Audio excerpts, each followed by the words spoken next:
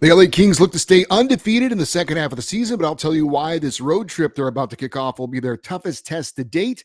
Plus, I'll tell you why I'm very excited about the Kings' new fourth line. There's also some Jakob Chychrun news to pass along. All that and more on this edition of Locked On LA Kings. You are Locked On Kings, your daily podcast on the Los Angeles Kings, part of the Locked On Podcast Network, your team every day.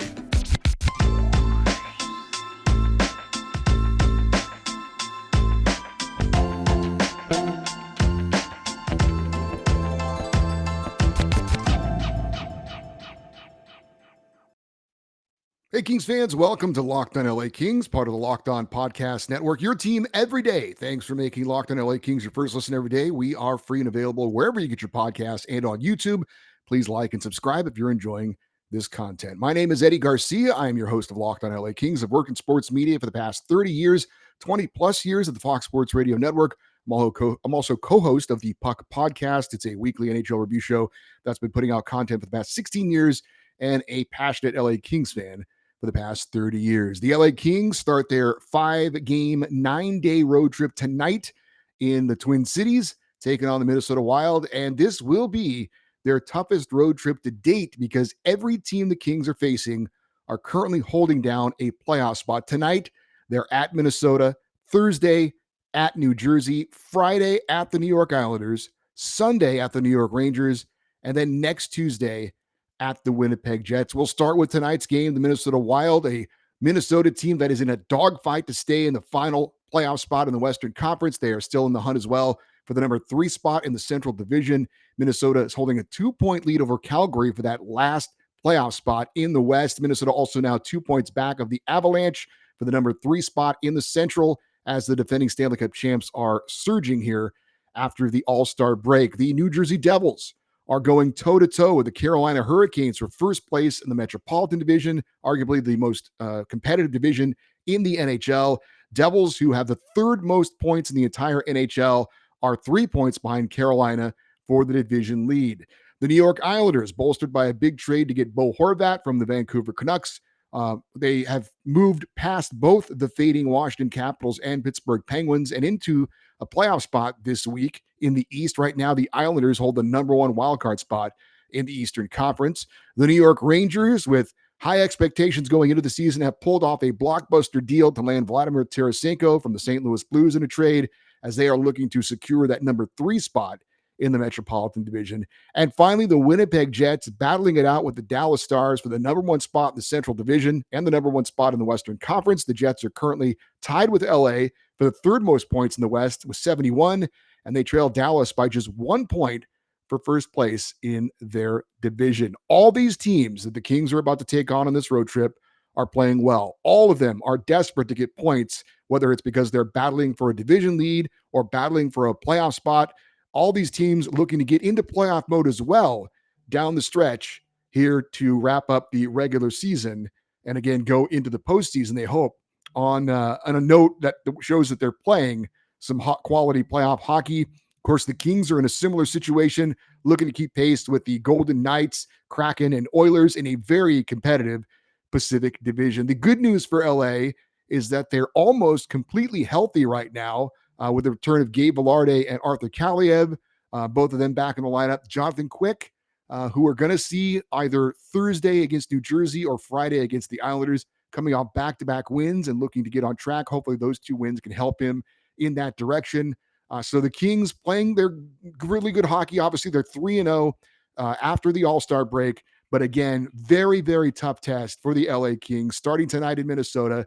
Then they've got New Jersey, the Islanders, the Rangers, and the Winnipeg Jets. All those teams, again, currently holding down playoff spots in the NHL. And it's going to be a very, very competitive, tough, and challenging road trip for the LA Kings. We're going to get more into some details regarding the Kings and what's going right for them. And also talk about one of their lineup changes that has me excited. But first, I need to let you know that today's episode of Locked On LA Kings is brought to you by our friends over at FanDuel Sportsbook. It is the midway point of the NBA season, and now is the perfect time to download FanDuel, America's #1 sportsbook, because new customers get a no-sweat first bet on up to $1,000. That is a bonus bet back if your first bet doesn't win. Just download the FanDuel Sports app. It is safe, secure, and super easy to use. Then you can bet on anything from the money line to point scorers, three-pointers made, whatever. Plus, FanDuel even lets you combine your bets for a chance at a bigger payout with a same game parlay. So don't miss your chance to get your no sweat first bet up to $1,000 in bonus bets when you go to fanduel.com/locked on. That is fanduel.com/locked on to learn more. Make every moment more with FanDuel, the official sports betting partner of the NBA. I did want to mention that I asked a question on yesterday's show and I got a lot of responses from a lot of different people. Thank you all for educating me on why LA Kings goalie Jonathan Quick got the win against the Ducks the other night, even though LA was in the lead when he entered the game in the final seconds of the second period and never relinquished that lead at any point. Maybe some of you were like me and wondering why that was the case. Well, the rule in the NHL, as I've been told by many different people, and again, thank you for educating me, is whoever is the goalie in net when the game-winning goal is scored is the goalie of record. Now, that doesn't mean that he's in net when the team is tied or trailing necessarily. It just has to be at the end of the game, the goal that eventually put them in the lead, so to speak, when it was all said and done. So, for example, the Kings ended up winning the game 6-3, but the fourth goal was scored by Andrei Kopitar, and that ended up being the game-winning goal because the Ducks had 3 goals. So the fourth goal was the game winner, even though the Kings never were trailing in this game or were tied except for at the beginning of the game. And so when Andrei Kopitar scored that goal in the third period, Jonathan Quick was in net. That makes him the goalie of record, so he gets credit for the win. Hopefully I explained that easily enough to where you are now, like me, understanding exactly why that was the case, that Jonathan Quick got the win against the Ducks, even though, like I said, when he came into the game, the Kings were leading. They never relinquished that lead. But again, the goal that ended up being the game winner, the fourth goal when the Ducks had 3, scored by Andrei Kopitar in the third. Quick was in net. He gets credit for the win. So it's not, I guess I was in baseball mode, right? It was like when the pitcher leaves, he's got the lead. The lead is never gone, then that's the winning pitcher. But that's not the way it works in the NHL. So again, I have learned something. And, I've been, like I said, I've been a Kings fan for 30 years. I've never, I don't know everything. We can always learn something new every day. And hopefully we are learning new things as we go along in life, regardless of how old you are or how long you've been a fan of a certain sport. But yeah, I was educated on that. So thank you all who chimed in on that. Also in that Ducks game, we saw for the first time, I think this season, a new fourth line that consisted of Rasmus Kupari at center, flanked by Gabe Vilardi on the left wing and Arthur Kaliev on the right wing. That is some pretty talented young firepower on a fourth line with Vilardi and Kaliev especially. Now, they didn't have any points in that game against Anaheim. And then they didn't play together in the next game against the Coyotes because Brendan Lemieux was inserted in the lineup. I think they just wanted to give him a little playing time. He was in for Kaliev. But they are going to play together tonight in Minnesota. And I hope that group gets some playing time together going down the stretch. That is, again, a young, exciting, talented line that if they can get it going, can really make the Kings a tough matchup going forward. You've got also now a sniper, if you want to call it that, on each of the Kings' 4 lines. Obviously, you got Kempe on the top line, the Kopitar line. You've got Arvidsson on the second line, the Danault line, Fiala on the third line or the Lazat line. And now you've got Vilardi on the fourth line, or the Kupari line, if you want to call it that. You could say that Kaliev has the potential to be a sniper, but I've got to see him be a lot better 5-on-5 before I'd put him in that category. Is he a sniper on the second power play unit? Absolutely. But again, a very talented, young lineup with a line with a lot of potential there on that fourth line. I'm actually really excited if they can play together for a little while, maybe develop some chemistry. That again, if you're, matching line for line and you're the other team and you throw your fourth line grinders out there against guys like Vilardi and Kaliev, they'll have to play a bit of a physical game as well. But man, that's a lot of talent on your fourth line. And I know Todd McClellan loves as much as possible to roll out 4 lines and really grind down an opponent. So I'm excited about that fourth line. If they can get it going, again, that could really present a lot of matchup problems for Kings opponents going down the stretch. So we'll keep an eye on that when we recap the game against Minnesota tomorrow, and hopefully keep an eye on them going forward as this road trip develops as well. If the Kings are playing well and they're contributing, certainly I would expect to see that trio stay together for a little while, see if they can develop some chemistry. Speaking of the power play, we talked about Arthur Kaliev being on that second power play unit. It makes them better. You may have missed it on the broadcast the other night, the ESPN broadcast, but they mentioned it and it caught me a little bit off guard. Now, we all know the Kings power play is greatly improved, but did you know that the LA Kings currently still have the number 2 power play unit in the entire NHL, operating at 26.2%, trailing only the Oilers, who are at 31.3%. Man, that's a good power play for them. I wonder why with Connor McDavid and Leon Draisaitl.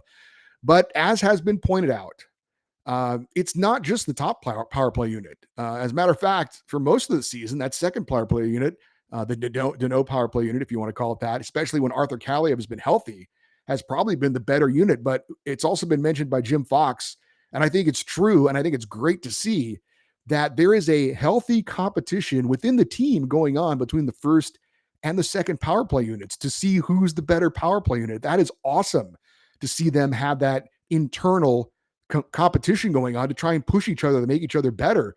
And it's awesome as a fan to see. You don't care which power play unit goes out there. I mean, with a lot of teams, right? You've got a first power play unit, usually with your top line guys, maybe your top pairing defense, or at least your top defenseman out there as well. And then when the second unit comes on, you're like, well, maybe they can chip in a little bit. No, that's not the case with the Kings. I mean, they have 2 very, very good power play units working right now. And it just is so great to see. And, I was confident going into the season with the addition of assistant coach Jim Miller to run things on the power play that it was going to get better. He's been successful everywhere he's gone, running a power play unit, at least somewhere middle of the pack. Of course, the Kings last year were in the bottom third of the NHL in power play. But and I thought, Kevin Fiala, just the addition of him alone should make the power play, one of the power play units, better. But I really didn't see this kind of improvement coming, where we'd be a top 5 power play unit when it's all said and done. Right now, number 2 in the NHL. And we talked about some of the keys for the Kings going into the season, and the power play was definitely in the top 5, maybe in the top 3 of my biggest things the Kings needed to improve on. And they certainly have. Last year it was so, I'm going to use the word depressing, when the Kings would get a power play. It was deflating because we knew it was going to be so hard for them just to get it set up. Forget about scoring a goal. Let's just get it set up, win some faceoffs, and move the puck around and make the other team work a little bit. That's kind of what we were hoping for. Maybe a miracle happens and we get a goal. This season, it's the complete opposite. And that had to translate to the players as well. Like, they understand how frustrating this is. You get an extra man and you can't do anything with it. That's frustrating. And when you get a power play, you're not excited about it. Now it's completely the opposite this way. And you're getting rewarded for working hard and drawing penalties because you now have 2 power play units that are operating at such an efficient manner. So, you're working hard, you're cycling the puck in the other team's zone, you get a hooking call, you get a tripping, something like that. And now you actually get to take advantage of that. And it's such a different feeling this season as a Kings fan. It's got to be such a great feeling as a player to know, again, when you work hard and you draw a penalty, you are going to get rewarded for that because your power play units are going to make the other team pay. And we saw last year in the playoffs in the first round against Edmonton, what was the one thing they clearly had an advantage over the Kings? Power play. Absolutely, they had the advantage. And then you look at the Colorado Avalanche that won the Stanley Cup. The one thing they had that was such an advantage for them going on to win the cup was their power play. The power play has to be at least good if you're going to do anything in the playoffs. And that's one of the reasons why I think we can be encouraged about the Kings taking another step this year to get into the playoffs and advance out of the first round, because the power play has been so good. It's been so great to see. It's been so fun to watch. And again, the confidence of both the power play units and that internal competition has been really, really awesome to see. We have some Jakob Chychrun news to pass along. We're also going to update you on what's going on in the Pacific Division standings. But first, I need to let you know that today's episode of Locked On LA Kings also brought to you by our friends over at Athletic Greens. With one delicious scoop of AG1, you are absorbing 75 high-quality vitamins, minerals, whole food sourced superfoods, probiotics, and adaptogens to help start your day right. That special blend of ingredients supports your gut health, your nervous system, your immune system, your energy, recovery, focus, and aging. AG1 contains less than 1 gram of sugar, costs you less than $3 a day, And it's just one scoop in a cup of water. That's it. No need for a million different pills and supplements to look out for your health. And to make it easy, Athletic Greens is going to give you 1 year free a supply of immune supporting vitamin D and 5 free travel packs with your first purchase. All you have to do is visit athleticgreens.com/NHL network. That's athleticgreens.com/NHL network to take ownership over your health and pick up the ultimate daily nutritional insurance. All right, we are 10 days away from the NHL trade deadline. Interesting that none of the top 4 teams in the Pacific Division right now, the Golden Knights, the Kings, the Kraken, and the Oilers, have yet to make any kind of a move. We did have some interesting news regarding the Kings and their trade target, if you want to call him that, Jakob Chychrun. If you recall, he was basically taken out of the lineup for what they called trade-related reasons.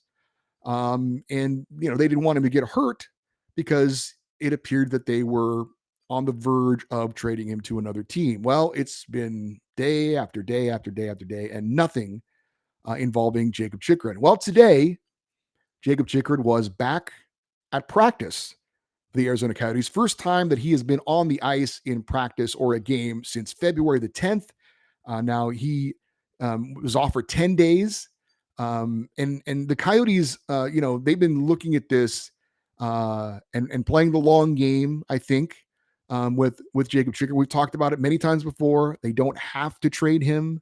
It was pointed out by several of our viewers and listeners that he does have a limited no trade clause that does kick in after the season. But again, the Coyotes, I still think, are looking for exactly what they want for Jakob Chychrun. And if they don't get it, then they're not going to trade him. Now, when you normally sit a player like they did with Jakob Chychrun, that usually means a trade is imminent. Well, obviously, that hasn't been the case. I did wonder aloud, I think it was sometime last week, whether this was maybe a negotiating ploy to pull him off the ice to tell teams, oh, we're close with this team or that team. You might want to up your offer a little bit. Clearly, that didn't pan out.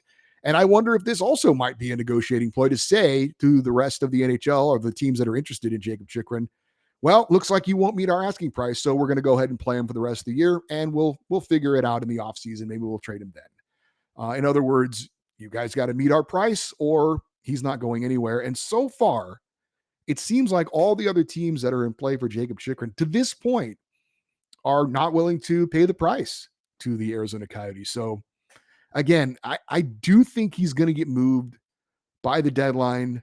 I do think there is going to be a team out there who folds, if you will, and meets the demands of the Coyotes. Although, there are only a limited number of teams who are willing to part with those first round picks or those former first round picks that are now prospects for them. We know what the LA Kings have. I think Rob Blake has made it abundantly clear that they've probably made their last best offer. And if Arizona doesn't want to play ball with that offer, then so be it. We'll go forward with the team that we have and roll the dice. But Jakob Chychrun back at practice. Their head coach, Andre Turuni, was asked, does this mean he's going to play in the game tomorrow against the Flames? And he smiled and said, everything is day to day at this point. So the games are being played behind the scenes and I guess in front of the scenes as well a little bit when it comes to Jakob Chychrun.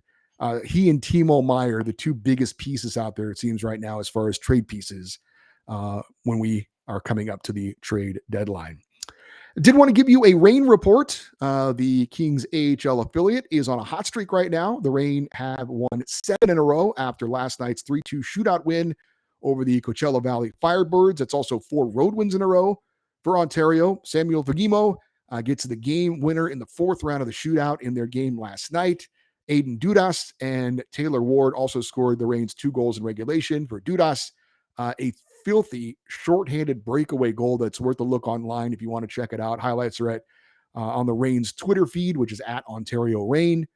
Perhaps most importantly to Kings fans, goaltender Cal Peterson got the win in net last night. He allowed 2 goals on 38 shots for the season now. Cal Peterson in the AHL, record of 13-8-3, 2.95 goals against average, and a .919 save percentage with 1 shutout. So again, not bad numbers, not over the moon great numbers, but not bad numbers for Cal Peterson.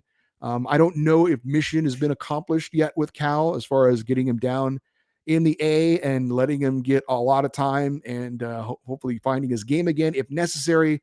I would say it's been encouraging, but I don't know that it's been at the level that we would all like it to be necessarily. I think it's maybe close a little bit. He is seeing a lot of shots down there, but he's not killing it. He's not dominating that competition, but he's been pretty good. At least I haven't watched the games. I'm just judging by what I read and the stats that I see.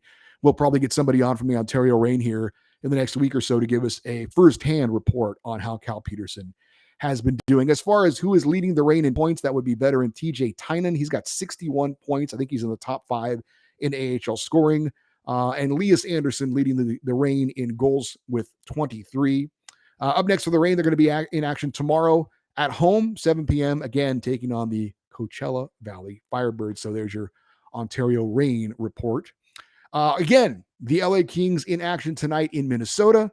LA entering the night in second place in the Pacific Division. They are 1 point back of Vegas for first place, 1 point up on Seattle for the second spot. The Kraken have the night off, but the Golden Knights will be in Chicago to take on the Blackhawks. Also, Edmonton, 3 points back of the Kings, hosting the Flyers tonight. So regardless of what happens in the Twin Cities tonight for the Kings, LA cannot lose its hold on second place, but could move into first place in the Pacific Division with a win against the Wild and a Vegas loss in regulation against the Blackhawks. So we'll definitely be scoreboard watching tonight, tomorrow, and for every day the rest of the regular season. Don't forget, we have a feedback show coming up this week. It is not a Feedback Friday. It is going to be a Feedback Thursday because we have a game Thursday that we're going to recap on Friday for the LA Kings. So again, Feedback Thursday for the LA Kings this week. Get us your thoughts and opinions on anything regarding the LA Kings by sending an email to lockedoneddie@gmail.com, EDDIE, or if you're watching on YouTube, you can post your comments below. I want to thank you for making Locked On LA Kings your first listen. Now encourage you to make your next listen Locked On NHL Prospects, your daily podcast covering the next generation of hockey superstars leading up to the NHL draft, plus NHL draft rankings and top prospect comparisons for every team. That is Locked On NHL Prospects, available on YouTube and wherever you get your podcasts. I am Eddie Garcia. Thank you so much for listening and watching this episode of Locked On LA Kings. Hope to be talking about a big win for the Kings over the Minnesota Wild on tomorrow's show. Have a great day. And as always, go Kings, go.